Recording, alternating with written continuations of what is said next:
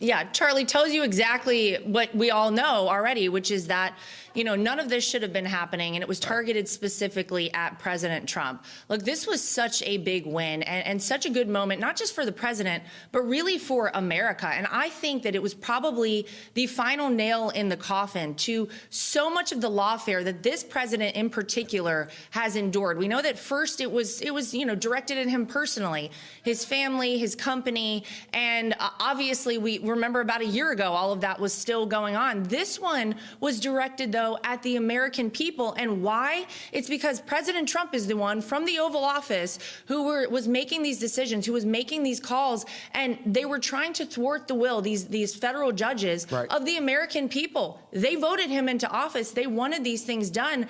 And it's so refreshing that the Supreme Court came down with this decision. So, look, it's such a big win. Again, I'll say it, but I wish that some of these people who had obviously suffer from Trump derangement syndrome to such a high degree spent half of their time doing their job, putting actual criminals behind bars versus fighting President Trump. Think about, Charlie, what we could accomplish as a country and how much better off we'd be if these people actually focused on doing what they were elected to do. Well, precisely.